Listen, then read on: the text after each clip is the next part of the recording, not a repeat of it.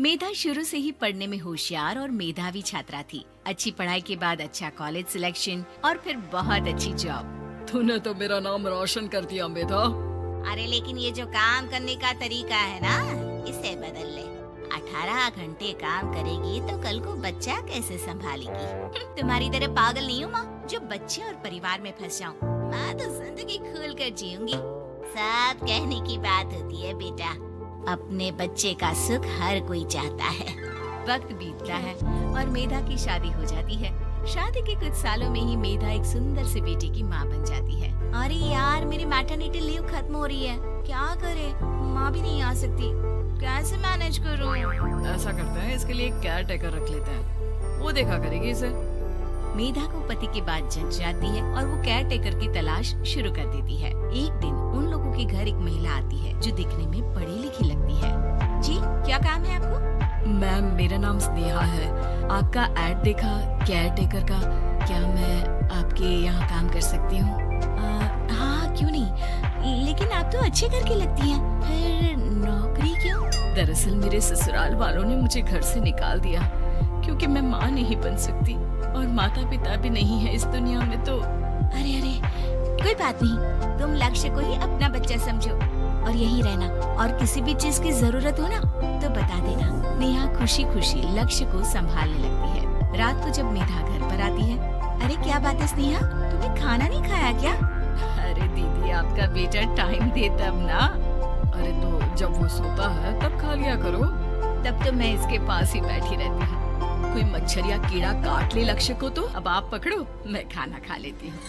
स्नेहा वहाँ से चली जाती है। बहुत ही अच्छे से ख्याल रख रही है ये लक्ष्य का। मेधा, इतना तो शायद तुम भी ध्यान नहीं देती। मेधा को पति की बात बुरी तो लगती है, लेकिन कुछ नहीं कहती। धीरे धीरे स्नेहा मेधा और उसके पति के साथ बाहर भी जाने लगी। सुनो, स्नेहा को भी बाजार ले चलते हैं। वो क्या है ना, लक्ष्य को देख लेगी जब तक मैं शॉपिंग कर लूंगी। हाँ चलो। वैसे मैं चाह रहा था कि लक्ष्य को लेकर हम दोनों ही चलते। क्या यार, तुम तो फ्री में इमोशनल हो जाते हो। कितना देख लेंगे हम दोनों मिलकर, ले चलो उसे। कार से निकलकर मेधा और लक्ष्य रोड क्रॉस कर रहे थे कि सामने से कार आ जाती है। मेधा का ध्यान नहीं होता, लेकिन स्नेहा तुरंत लक्ष्य को मेधा से छीन लेती है। मेधा गिर जाती है और कार मेधा को छूकर निकलती है, जिससे मेधा को खून आ जाता है। पति मेधा को हाथ देकर उठाता है। स्नेहा लक्ष्य को लेकर गले लगाई रहती है। थैंक्स स्नेहा, मैंने तो ध्यान ही नहीं दिया था कि कार आ रही है। स्नेहा का गुस्सा मालकिन पर टूट पड़ता है। अरे कैसी माँ है आप? अगर आज कुछ लक्ष्य को हो जाता तो मैं आपको कभी माफ नहीं करती। छोटा सा बच्चा है, उसे चोट लगती है तो पता है कितनी तकलीफ होती है।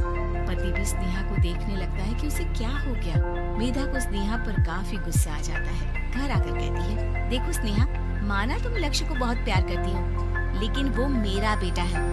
मैं कभी जानबूझकर उसके साथ बुरा नहीं कर सकती, समझी? मुझे माफ कर दीजिए, मैं लक्ष्य को लेकर कुछ ज्यादा ही सेंसिटिव हो चुकी हूँ। मैं ध्यान रखूंगी कि आगे से ऐसा ना हो। मेधा का मन स्नेहा से अब हटने लगा था। एक शाम मेधा ऑफिस से घर आती है कि लक्ष्य उसे दिखाई नहीं देता और न ही स्नेहा। वो स्नेहा के कमरे में जाती है जहाँ दोनों सो रहे होते हैं। अरे स्नेहा, लक्ष्य को आज इस कमरे में क्यों सुला दिया? दीदी, मुझे नींद आ रही थी, ऐसे में उसे कमरे में अकेले लिटाना मुझे ठीक नहीं लगा। मेधा बच्चा उठाने लगती है कि स्नेहा टोक देती है। रहने दीजिए ना दीदी, सो रहा है, फालतू में नींद खराब हो जाएगी।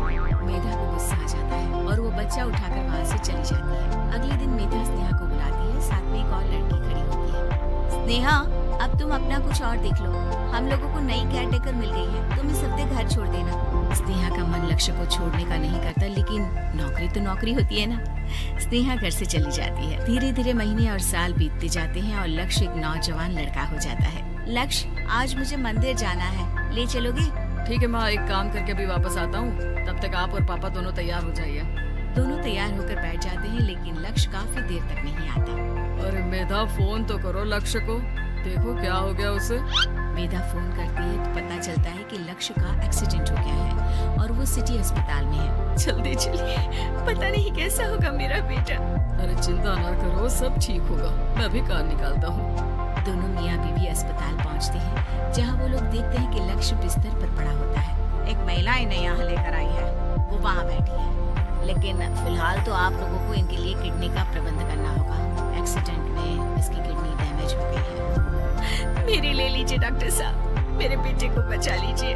नहीं नहीं, आप माँ हैं, आपकी नहीं ले सकते, आप किसी रिलेटिव या दोस्त से पता कर लें और हाँ थोड़ा जल्दी करें क्योंकि देर होने से मामला बिगड़ सकता है। मेधा बैठकर रोने लगती है कि वहाँ डॉक्टर आ जाते हैं। जिस औरत ने आपके बेटे को यहाँ भर्ती कराया था वो अपनी किडनी आपके बेटे को देना चाहती है। कौन है वो, कहाँ है वो? तभी वहाँ स्नेहा आ जाती है। स्नेहा तुम? मैं लक्ष्य को पहचान नहीं पाई थी, लेकिन आप लोगों को देखकर समझ गई कि ये लक्ष्य है, इसलिए वापस आ गई। मैं अपनी किडनी आपके बेटे को देना चाहती हूँ।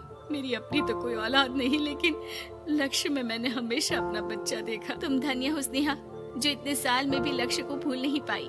सही मामले में तो वो तुम्हारा ही बच्चा होगा क्योंकि जन्म भले ही मैंने दिया हो, लेकिन आज तुम उसकी